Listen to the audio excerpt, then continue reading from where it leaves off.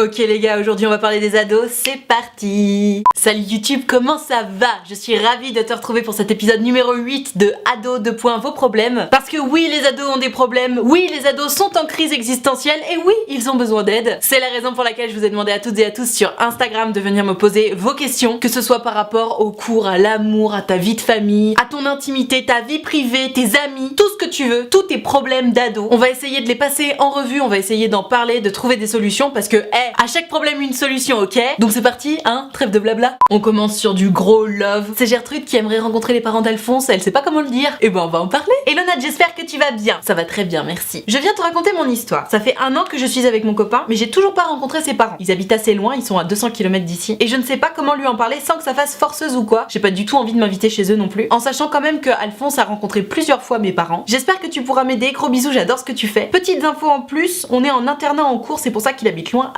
#ado. Ok, merci pour cette précision ma Gertrude, parce qu'effectivement je me disais mais comment ça se fait? Alors, comment te dire ma Gertrude, ça fait 1 an que t'es avec ton mec. En général j'ai tendance à penser qu'une relation qui va durer plus de 4-5 mois, c'est une relation dans laquelle on peut parler de sincérité, on peut clairement partir du principe que l'un et l'autre sont amoureux, se connaissent bien, et donc à mon sens on peut commencer vraiment à parler d'un vrai couple qui va durer. Et du coup qu'est-ce qui se passe quand on est dans un vrai couple qui va durer, quand on vit une relation qui dure maintenant depuis 1 an vu ce que tu me racontes, qu'on est heureux et qu'on est amoureux? En principe il n'y a pas de tabou ma Gertrude. Ton Alphonse il t'aime, il te connaît et il sait avec qui il s'est engagé. Donc j'ose espérer ma Gertrude que si demain tu dis à ton mec ah ça me ferait plaisir de rencontrer tes parents, la première idée qui va lui venir en tête c'est pas putain elle est sérieuse elle s'invite chez moi. Jamais de la vie. Si tu parles à ton mec de l'idée de rencontrer ses parents, au contraire, ton mec va capter que l'idée c'est plutôt de rendre votre relation encore plus sérieuse et c'est un peu la preuve que t'as envie de t'investir encore plus. Donc vraiment oublie cette idée de passer pour une forceuse. Vous êtes ensemble depuis 1 an, il te connaît, tu te connais et d'ailleurs quoi qu'il puisse en penser ma Gertrude, toi tu sais très bien que ton but c'est pas de forcer. Et si tu veux pas passer pour une forceuse, il suffit simplement de pas se comporter comme une forceuse. Si tu lui as encore jamais parlé de ce sujet-là, déjà y a pas de souci, tu passeras jamais de la vie pour une forceuse et tu peux juste lui en parler une première fois dans le plus grand des non-événements possibles. Par exemple, tu peux parler de lui, de à quel point il ressemble à ses parents et au détour de la conversation lâcher un petit tiens d'ailleurs un jour faudra que je les rencontre quand même tes parents ou un truc comme ça ou même ah ça me ferait plaisir de les rencontrer, j'aimerais trop savoir comment ils sont et tu vois ce qu'il te répond. S'il te répond quelque chose du style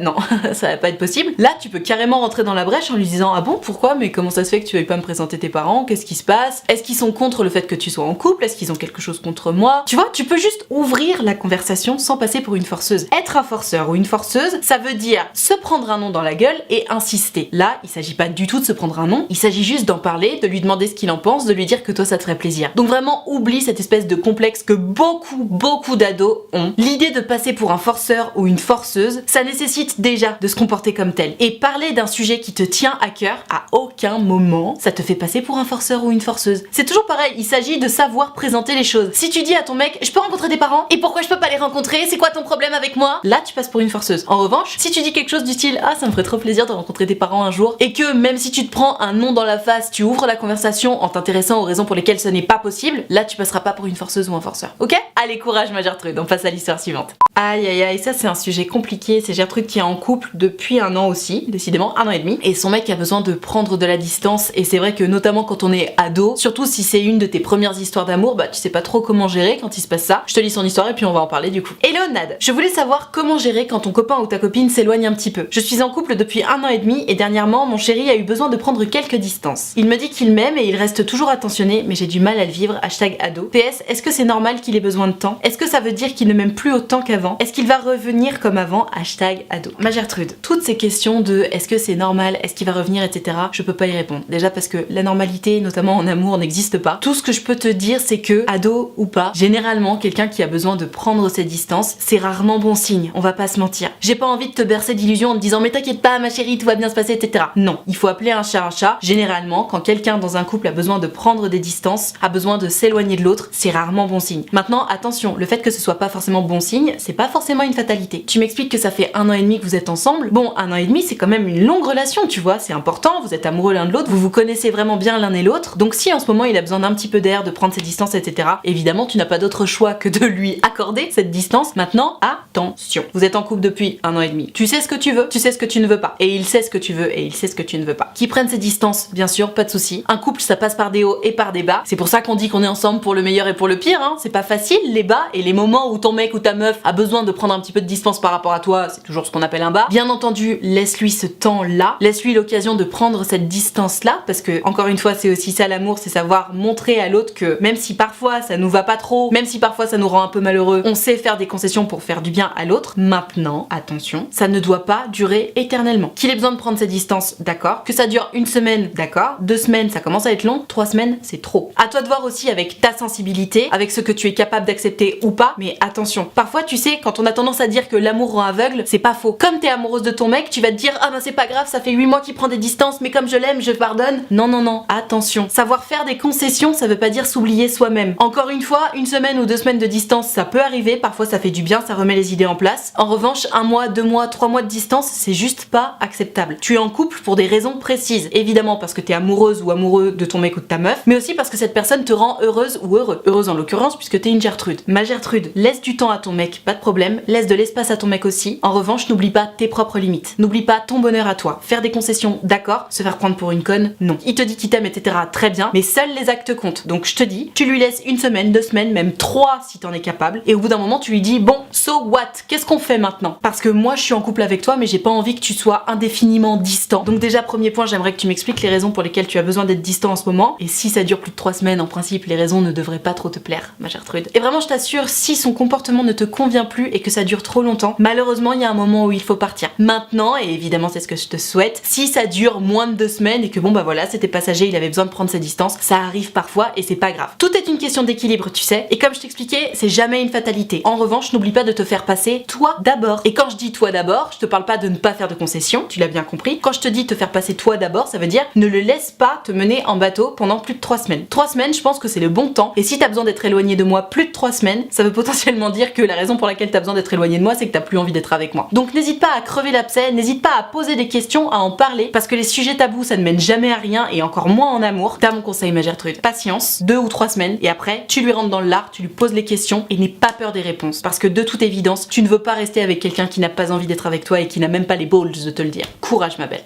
Alors ça, c'est une question, enfin une histoire plutôt, qui revient tellement souvent et je me dis, en tant qu'ado, vous devez être nombreux à être concernés. Même si j'y ai déjà répondu, je vais y répondre. Hello Nat, j'espère que tu vas bien. Ça va très bien, merci. J'ai une grosse méchouille des années 2000 qui me tombe sur la tronche, mais sinon tout va bien. Voilà ma petite histoire. Je suis en terminale et mon amoureux aussi. Tout va super bien entre nous, on parle beaucoup, on est super fusionnels. Et là, tu sens le problème arriver. Sauf que on est tous les deux en terminale et donc l'année prochaine, on part potentiellement pour nos études supérieures. Inch'Allah, si vous avez votre bac. Et tu l'auras compris, j'ai très peur de me retrouver loin de lui, j'ai peur qu'on ne réussisse plus à se voir. Et comme je suis une grosse bisounours, ça me plairait pas trop, tu t'en doutes. Désolée pour le pavé, merci beaucoup pour tes vidéos, elles sont géniales, merci beaucoup. #ado. Alors ma Gertrude, si t'appelles ça un pavé, je pense que tu devrais aller dans mes messages privés pour voir ce qui s'y passe. Alors, cette fameuse histoire de Roméo et Juliette qui s'aiment et qui seront séparés par leurs études supérieures, les gars, j'ai moi-même été en terminale. J'ai moi-même prévu de me barrer pour mes études. Parlons peu, parlons bien. Quand tu te prépares pour partir sur tes études là, on est d'accord que tu fais des vœux. Quand tu fais tes vœux, tu choisis des villes. Pour ma part, j'étais pas concernée par ce problème là parce qu'en terminale, je sortais avec un mec qui était en première. Donc forcément, lui, il allait passer en terminale et c'était moi qui me barrais. Mais je me souviens d'avoir eu des copines qui étaient déjà en couple à ce moment-là. Et évidemment, elles s'étaient concertées avec leur mec pour partir dans la même ville. Alors bien entendu, faire ce genre de choses, ça peut être touchy selon ce que tu veux faire. Évidemment, il s'agit pas non plus d'abandonner les études de rêve qu'on souhaite faire pour rester avec son amoureux ou son amoureuse. Je suis désolée, mais à cet âge-là, l'amour c'est tellement incertain, il faut vraiment faire passer ses études avant les histoires d'amour. Et c'est une méga bisounours qui vous parle, mais vraiment, je pense que c'est important. Donc ma Gertrude, j'ose espérer déjà que vous avez fait des vœux pour aller dans la même ville. Soyons malins. Donc évidemment, je vous souhaite d'arriver dans la même ville. Maintenant, admettons, au rage, au désespoir, aux vieillesses ennemies, que vous ne soyez pas dans la même ville au moment de vos études. J'ai envie de te dire, c'est la vie. Toujours est-il que actuellement, on est au mois d'avril. On est début avril, donc avril, mai, juin, juillet, août, septembre, potentiellement octobre, parce que souvent à la fac, la rentrée c'est en octobre. Donc ça veut dire que pour l'instant, déjà, t'as 7 mois tranquille à te la couler douce avec ton mec. Je sais pas depuis combien de temps vous êtes ensemble, mais si ça fait moins de 6 mois que vous êtes ensemble, potentiellement déjà on va essayer de faire en sorte que vous soyez toujours ensemble dans 7 mois. Toujours pareil, je ne crache pas sur les relations, c'est juste que c'est pas toutes les relations qui durent plus d'1 an, tu vois. Donc déjà, faites en sorte que ça dure plus d'1 an. Et si ça dure plus d'1 an, vous trouverez forcément des solutions. Quand on s'aime, quand on veut faire fonctionner une histoire d'amour, on y arrive. Évidemment, je ne peux que te comprendre. C'est pas une perspective ultra fun que de se dire que potentiellement dans 7 mois, on sera plus dans la même ville que son mec ou que sa meuf. Mais déjà, vous y êtes pas du tout. Vraiment, je t'assure, profitez des 7 mois qui vous restent à être sûr d'être dans la même ville. Ensuite, vous aurez la réponse bien assez tôt parce que, encore une fois, avril, mai, juin, juillet, j'imagine que vous allez avoir la réponse plus ou moins à ce moment-là. Donc vous pourrez vous projeter. Et surtout, quoi qu'il arrive, l'amour triomphe toujours. Si vous êtes fait pour être ensemble, si vous êtes fait pour rester ensemble, vous pourrez bien être chacun d'un côté de la terre, vous resterez ensemble. Et même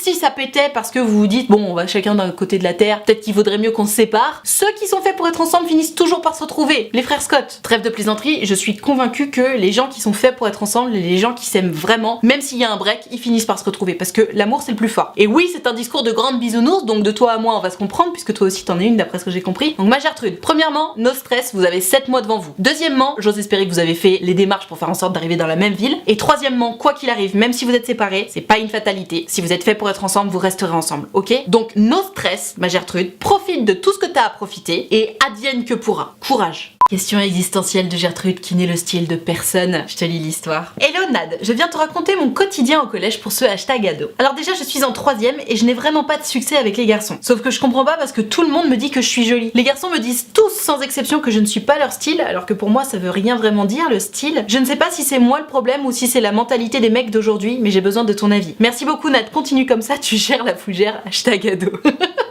Vous me faites trop rire. Être en 3ème, c'est hyper difficile. C'est une période tellement délicate. Être ado, hein, de toute façon, c'est hyper difficile et c'est une période délicate. Parce que c'est vraiment le moment où tu commences à tester ton potentiel de séduction sur les autres. Et forcément, quand les premiers retours, c'est désolé, t'es vraiment pas mon style, je peux vraiment comprendre que ça fasse mal et je peux vraiment comprendre que tu te remettes en question. Tu te dis, attendez les gars, je comprends pas là. Tout le monde me dit que je suis jolie, par contre je suis le style de personne. Wow, qu'est-ce qui se passe? Alors, ma Gertrude, qu'est-ce qui se passe? Déjà, c'est pas parce que t'es pas le style des mecs qui sont autour de toi dans ton collège que t'es le style de personne, vraiment, rassure-toi. Ensuite, si tout le monde te dit que t'es jolie, c'est déjà un premier bon point. Parce que c'est malheureux, mais comme tu le sais, la séduction, ça passe au départ par le physique. Donc vraiment, ma Gertrude, si déjà t'as la chance d'avoir un panel de gens autour de toi qui te dit que t'es jolie, c'est une bonne chose. Si en plus de ça, tu prends soin de toi, que t'es souriante, que t'es sympa et que t'es avenante, ne t'inquiète pas, cette situation où tous les mecs autour de toi vont te dire non, mais t'es vraiment pas mon style, ça ne va pas durer. Alors je sais que pour l'instant, en tant que bon ado, une semaine égale 3 mois, et quand moi je te dis t'inquiète pas, ça va pas durer, t'as l'impression que toi ça va durer une éternité. Mais ma Gertrude, il faut que tu fasses confiance au temps et il faut que tu te fasses confiance à toi-même aussi. Encore une fois, t'as la chance d'avoir un physique avantageux apparemment, et comme je te le disais, si tu es souriante, sympathique, avenante et que tu prends soin de toi, quand je parle de prendre soin de soi, ça veut dire prendre sa douche régulièrement, essayer de s'habiller d'une façon qui va te mettre en valeur, essayer d'avoir les cheveux propres, potentiellement bien coiffés, sentir bon, etc. Ne t'inquiète pas, cette situation ne va vraiment pas durer et je t'assure que c'est vrai. Déjà parce que l'année prochaine tu vas au lycée, donc au lycée tu vas rencontrer plein de nouvelles personnes, et puis surtout peut-être que les mecs autour de toi, pour l'instant, ils te regardent pas de cette façon-là, mais peut-être que d'ici l'année prochaine, hop, ça va changer. Il ne faut pas sous-estimer le pouvoir des hormones. D'ailleurs, il est fort possible aussi que certains mecs autour de toi te disent que t'es vraiment pas leur style pour justement ne pas être cramé. Si t'as l'habitude de regarder mes vidéos, tu dois le savoir depuis le temps, il y a tellement de gens qui n'acceptent pas l'idée selon laquelle la séduction c'est faire comprendre à l'autre qu'il ou elle te plaît. Et du coup, qu'est-ce qu'ils se disent les gens? Oh là là, faut surtout pas que je dise quoi que ce soit sinon je vais être cramé. Et quand je parle de être cramé, ça veut dire la personne que je kiffe va finir par le savoir. Donc si ça se trouve, c'est aussi ça qui t'arrive. Il y a des mecs qui te kiffent et juste ils se disent oh là là là, je peux surtout pas lui dire sinon je vais être cramé. Donc ma Gertrude, ne perds pas espoir. Évidemment, le problème ne vient pas de toi. Si tu m'avais expliqué que d'une manière générale, les gens disent que t'es moche, que t'es pas sympa, que t'es désagréable, que tu prends pas soin de toi, etc., je t'aurais dit ah, peut-être qu'il va falloir faire un petit effort. Mais là, de toute évidence, t'as pas d'effort à faire par rapport à ça. Et grand bien te fasse, parce que c'est pas facile, hein. Quand t'es ado et que les gens autour de toi te disent que t'es moche, putain. Et si jamais toi qui regardes cette vidéo, c'est ton cas, qu'on te dit régulièrement que t'es moche ou quoi que ce soit, et ben peut-être que je pourrais faire une vidéo là-dessus, parce que déjà la beauté c'est subjectif, hein, vraiment. Mais tu sais, sur comment être sympa, comment être agréable, être avenant, comment prendre soin de soi, etc. Peut-être que ça peut être utile. Donc si ça t'intéresse, n'hésite pas à me le dire dans les commentaires. Mais voilà ma Gertrude, ne désespère pas, prends ton mal en patience si je puis dire, et prends confiance en toi surtout. Le problème ne vient pas de toi vu ce que tu me racontes, donc no stress. Keep it up, comme dirait l'autre. Garde la foi et tu vas voir, les choses vont évoluer très rapidement. Donc no stress. Ok, Alphonse, sa vie c'est une série, je te lis son histoire, tu vas comprendre. Hello Nat, c'est Alphonse. Yo Alphonse, j'ai une de mes amies qui me fait la gueule parce que je ne lui ai pas dit que j'étais en crush sur sa sœur. Alors déjà, ça pue le je suis jalouse de ma sœur. Sauf que cette amie en question s'est mise en couple avec mon pire ennemi et elle ne veut plus me parler, je ne sais pas quoi faire. Continue ce que tu fais, t'es la meilleure #ado. Alors déjà, merci Alphonse, ça me fait très plaisir. Concernant ton amie là, qu'on va appeler Germaine, je suis désolée mais c'est pas ton amie. Parce que déjà, à aucun moment tu fais la gueule à qui que ce soit parce que cette personne t'a pas dit qui était son crush. crush. Encore une fois, les amis, c'est des gens qui sont censés te soutenir. Les amis, c'est la famille qu'on se choisit. C'est des gens qui sont là pour t'aider, pour te tirer vers le haut. C'est jamais des gens qui sont là pour te demander des comptes, pour essayer de diriger ta vie ou de décider des choses à ta place. À aucun moment. Donc quelqu'un qui te fait la gueule parce que tu lui as pas dit qui était ton crush, que ce soit sa sœur, sa grand-mère, sa cousine ou la reine d'Angleterre, c'est pas ton ami. Déjà, premier point. C'est quelqu'un qui cherche à décider pour toi, c'est quelqu'un qui cherche à maîtriser ce qui se passe dans ta tête, et c'est quelqu'un qui estime que tu as des comptes à lui rendre, ce qui n'est pas du tout le cas d'un ami. Donc déjà, cette meuf, première raison pour la GRT. Bon, en l'occurrence, il se trouve que t'es en crush sur sa sœur. Honnêtement, on s'en fout, hein. T'as pas besoin d'être copain avec Germaine pour sortir avec Gertrude. Toi-même, tu sais. Gertrude, c'est la sœur, t'auras compris. Et concernant le fait que ta copine Germaine se soit mise en couple avec ton pire ennemi, je te jure, j'ai l'impression d'être dans la série Paul Dark. C'est Elisabeth qui s'est mise en couple avec Georges. Oui, je regarde cette série en ce moment, tu l'auras compris. Mon Alphonse, honnêtement, moi tu connais mon avis par rapport à ça. Je pense qu'on a de permission à demander à personne pour sortir avec quelqu'un. Si Germaine elle est tombée love de ton pire ennemi, bon bah c'est comme ça, tu vois. Mais rappelons quand même que, de toute évidence, elle s'est mise en couple avec ton meilleur ami, toi tu lui as pas fait la gueule. Et tu as raison. Alors que elle, il a juste suffi que tu sois en crush sur quelqu'un et que tu lui dises pas pour qu'elle te fasse la gueule. Donc tu vois, deuxième raison pour laquelle cette nana, c'est pas ton amie. Toi tu acceptes des choses de sa part dont elle n'accepte même pas le centième. Gère-te là de ta vie cette meuf, franchement. Elle sort avec quelqu'un que tu peux pas blairer, elle cherche à décider les choses pour toi, elle te complique la vie en fait, tout simplement. Donc, ciao. Et concernant ton crush sur sa sœur, mais vas-y, fonce quoi. Encore une fois, t'as de permission à demander à personne. Elle s'est pas fendue la poire pour t'en demander une pour sortir avec ton pire ennemi, donc go quoi. Et d'ailleurs, qu'elle sorte avec ton pire ennemi ou pas, tu n'as pas de permission à lui donner, donc fonce Alphonse. Yes, je l'aurais posé une fois celle-là.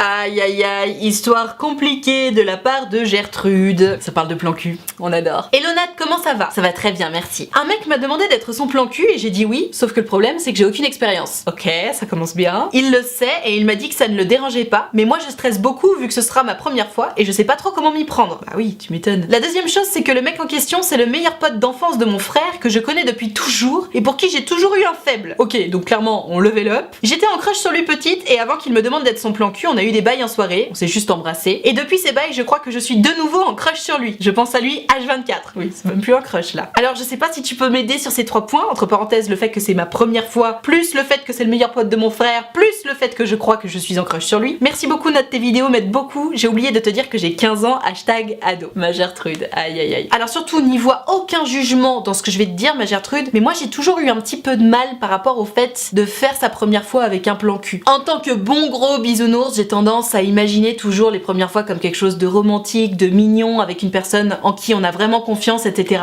Alors que j'ai tendance à voir le plan cul comme beaucoup moins romantique et mignon. Toujours est-il que, en l'occurrence, il s'agit d'un garçon dont t'es un peu amoureuse, hein, quand même. Tu le connais depuis quasi toujours, c'est le meilleur ami de ton frère. Et en soi, l'idée de faire ta première fois avec quelqu'un que tu connais toujours, donc en qui t'as confiance, et dont en plus t'es amoureuse, je me dis, c'est pas forcément mal. D'ailleurs, ce jeune homme est au courant que ce sera ta première fois, donc c'est une très très bonne chose. Toi qui regardes cette vidéo, si tu te poses la question de est-ce que je dois dire que c'est ma première fois ou pas, oui, oui, oui et oui. Déjà parce qu'il n'y a pas de honte à ce que ce soit ta première fois, et ensuite parce que comme ça, bah tu pourras poser toutes les questions que t'as envie et t'auras pas besoin d'essayer de jouer un rôle alors que t'es en train d'apprendre plein de choses quoi. Donc ma Gertrude, comment je peux t'aider? En fait, pour moi, la seule chose qu'il faut modifier dans ton histoire, c'est juste de passer de plan cul à être ensemble. Parce que, comme tu le sais, si t'es love de ton plan cul, ça sert à rien de continuer parce que tu vas juste continuer à t'attacher et l'autre, du jour au lendemain, il a entre guillemets le droit, puisque c'est les termes du contrat dans le plan cul, de te dire bon bah ciao, allez salut, on se voit plus, j'ai rencontré quelqu'un d'autre ou que sais-je. Pour moi, la seule chose à faire, ce qui serait le plus malin pour toi d'ailleurs, ce serait d'en discuter avec ton Alphonse et de lui dire bah écoute frérot,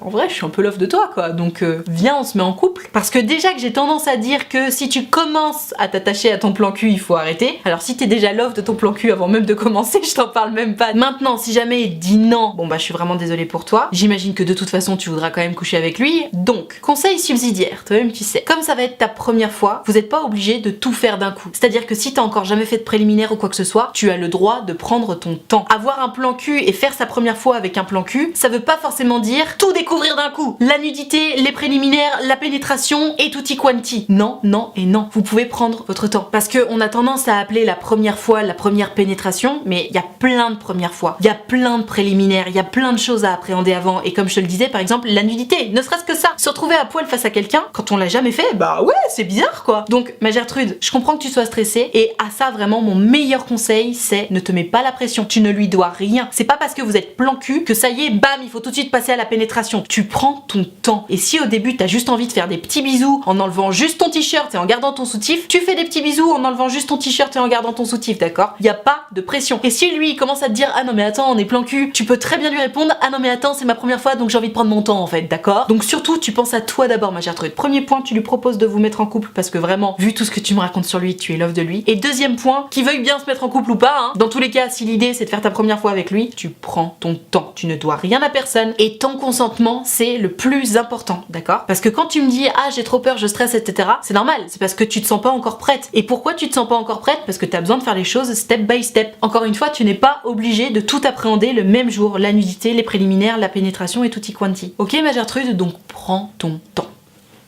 Voilà, je vais m'arrêter là pour cet épisode de Ado vos problèmes numéro 8. J'espère que ça t'a plu, j'espère que ça t'a intéressé, peut-être même que ça t'a appris des choses, j'espère. En tout cas, si t'as kiffé, n'hésite pas à me mettre un pouce bleu, ça me fera vraiment plaisir et puis ça soutient mon travail et puis c'est gratuit, donc n'hésite pas à le faire. Tu peux aussi t'abonner à cette chaîne YouTube d'ailleurs, c'est gratuit aussi, tout à fait anonyme et moi ça me fera drôlement plaisir, donc n'hésite pas, tu peux cliquer sur la cloche si tu veux avoir une notification à chaque fois que je sors une vidéo. Si tu veux pouvoir participer aux prochaines vidéos, tu l'auras compris, c'est sur Instagram que ça se passe, donc tu n'as qu'à venir me suivre, le lien de mon compte est dans la barre de description. Et surtout, il faut que tu regardes mes stories parce que c'est dans mes stories que je précise à quel moment je suis en train de préparer une vidéo et c'est dans mes stories que je précise quel est le sujet de la vidéo et c'est à ce moment là qu'il faut que tu m'envoies ton histoire par message privé avec le hashtag correspondant. Donc je t'attends dès à présent sur Instagram. Et alors si t'es pas très branché Instagram ou alors que t'as juste envie de discuter avec moi de ton histoire de façon tout à fait privée sans que ça passe en vidéo, figure-toi que c'est possible. J'ai créé un site internet qui s'appelle utilefutile.fr, le lien est dans la barre de description aussi. Et sur mon site tu peux prendre rendez-vous avec moi de 20 minutes ou de 45 minutes et tu peux choisir de me raconter tout ça à l'écrit, au téléphone ou en visio selon ce que tu préfères. Pour ma part j'ai une vraie préférence pour le téléphone et la visio parce qu'on a le temps de se dire beaucoup plus de choses quand on s'entend plutôt que par écrit. Maintenant si t'es très timide et que tu te sens mieux à l'écrit, tu prends par écrit, y a pas de souci. En tout cas si t'as envie de prendre rendez-vous avec moi mais que t'oses pas, que t'as peur ou quoi que ce soit, surtout tu n'hésites pas. Pour moi c'est toujours un grand plaisir de vous avoir en direct, d'essayer de trouver des solutions à vos histoires, à vos problèmes. Vraiment j'adore ça, donc surtout tu n'hésites pas, tu ne me déranges pas et ça va forcément bien se passer, je te le promets. Utilefutile.fr, le lien est dans la barre de description. Je te rappelle également que l'option de souscription payante à ma chaîne YouTube est activée, ce sont les abonnés de diamant. Ils sont là pour me soutenir, c'est la raison pour laquelle il y a une cotisation de 5 € par mois ou plus d'ailleurs, hein, si tu veux que tu peux, n'hésite pas. Et moi pour les remercier de tout ce soutien, je leur ai créé un groupe Facebook dans lequel on discute tous ensemble, je leur fais 3 lives Facebook exclusifs rien que pour eux et c'est génial parce que comme on n'est pas très nombreux, j'ai le temps de lire tous les messages, on a une vraie conversation tous ensemble et tu l'auras compris, il y a une très bonne ambiance dans le groupe, tout le monde est très gentil, très accueillant, très bienveillant, donc pareil, si t'as envie de venir les rejoindre mais que t'oses pas ou que t'as peur ou quoi que ce soit, surtout tu n'hésites pas, tu seras forcément bien accueilli puisque c'est la règle d'or des abonnés de diamant. Tout ceci étant dit, merci infiniment d'avoir suivi cette vidéo en entier et moi en attendant la prochaine vidéo, je te fais des